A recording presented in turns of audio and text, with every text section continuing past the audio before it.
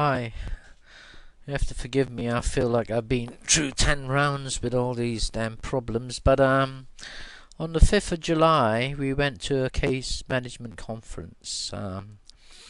And the judge in the case management conference awarded a judgment for damages. Right, so that might put a lot of these postings on the right track. I suppose what what is going to be talked about now, it would be more for people who understand the legal system. I think most of my friends would had quite enough of all of this ranting about this case, but it's mainly is for the records, really, for history, to realize how in 2007 cases are still run in the UK. And this, unfortunately, this case is a great example. Anyway, on the 5th of July, case management conference, and they awarded judgment for damages. And now followed, which is very interesting, by another case management conference, or I'm going to post what the judge orders are, judgment orders were, and for that case management conference on the 5th of July. Anyway, now I think I did say in my last video that they wanted my wife and myself to make a statement, and the statements are all pathetic. And I'm going to post my statement that I make, amending the one that he made with all the truth in it, so you can judge that for yourself. That will be posted in this particular video when I can get to it to do it. Get it together and put it on a link. Anyways, what I thought it was very interesting is, like, judgment was awarded to the first claimant, which is my wife. After judgment is awarded, now we're going to make a statement. Very interesting. I wonder, is it ever happened before where judgment has been ordered and then the claimant after judgment is going to make a statement? And in the statement, the solicitors say, oh, well, we won't talk about the case because about the accident, because judgment has been awarded. It's really a good one. I think this is one for the books. I wonder, has this ever happened before? But by the way, in that hearing, I didn't know that judgment had been offered, or the judge gave judgment to my wife. But there you go again. But it's not till I got the letter from the QC that I realized judgment was, that she had judgment. But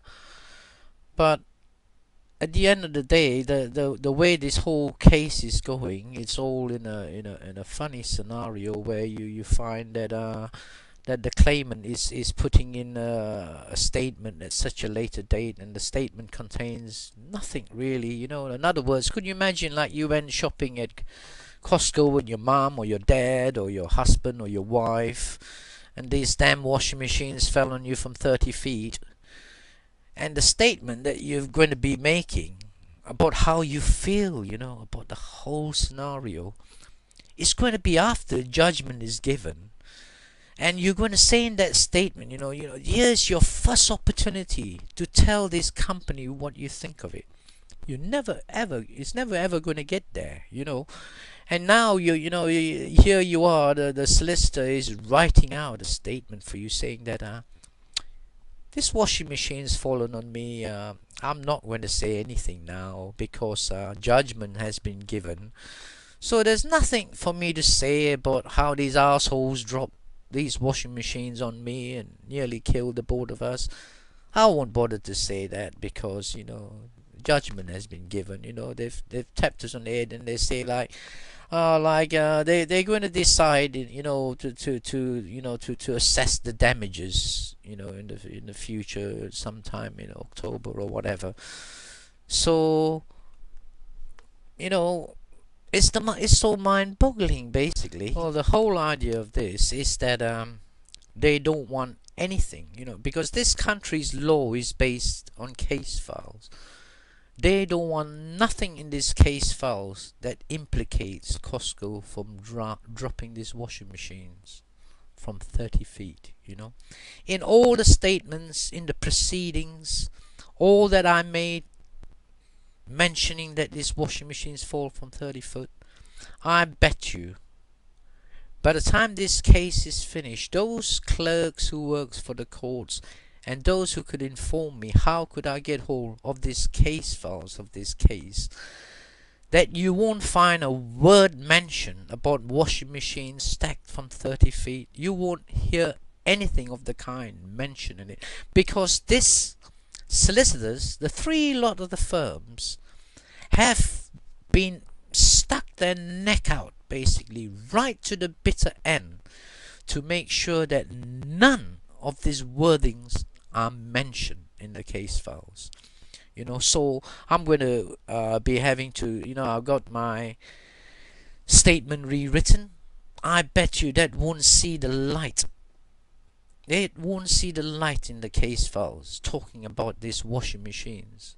One of the last lines I put in about these washing machines falling on us, that will never see the day of light in this case file. So to think that there must be millions of cases, unjust cases out there, that the real truth that you never see the anything of that injustice mentioned in these case files, and to think how powerful these people that you're dealing with can gang up, all the solicitors, everybody, judges, to make sure that these words are not mentioned. The truth is not mentioned at all, in these files. It's just, the whole thing is terrifying, That's why, when I read David Icke's, I'm me, I'm free, and the truth shall set you free. These secretaries and clerks or everything that has got a clean hands who work for the court, you need your bit of money to survive, but you don't need to send your bloody soul to hell for that amount of income you earn. You should come out and tell the truth, and the truth shall set you free. I would suggest that my friends on YouTube do read some of David Icke's books, especially like I'm Me, I'm Free, and some of these books that it would wake you up and realize that how much we sell our soul to the devils for this little income that working people work for. By the way, I knew I was going to talk about how they boycott us into the situation we're in, and basically it's like a little blackmail really, but I haven't got time in this video. I just had another little thing to say, was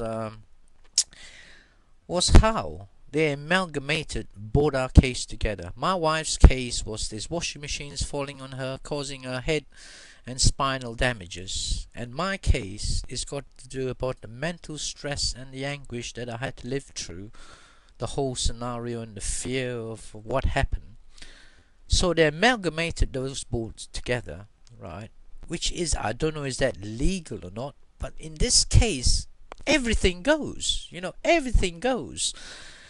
But could you imagine now the scenario? You got a case that is solid, firm, they accepted liability. Now with my case, in this country, in the UK, when it comes to mental stress or nothing, we're about 10 years behind America, So there's going to be a battle on with mental stress, because when you search the net, Britain, where it comes to mental problems and psychiatrists, you will never find nothing on there that is British, hidden away anyway. You never, if you put anything on the asking these questions, it will all be American answers. Anyway, what you to think now that these two cases are amalgamated together, whatever stress I go through fighting them, the solicitors' bills are going to mount up, right? And they're not bothered, because they know they got my wife's compensation to draw the money from. They know they got this banked. They can take as much of this bank that they can because the cunning little assholes has amalgamated these two cases together. And I don't know, is that really legal? For those American people who got more idea of a legal system, is it logical at all to amalgamate these two cases together? To think that one case is rocks hard. Fair enough, they can lie all they can about the injuries. They can, they can, deny her the care that she should have had, but they can't, they've lost the case with her. But in my case, they've got a little bloody straw to suck all her the compensation that she'll get. you know that's how sick. They are very sick people that we're dealing with.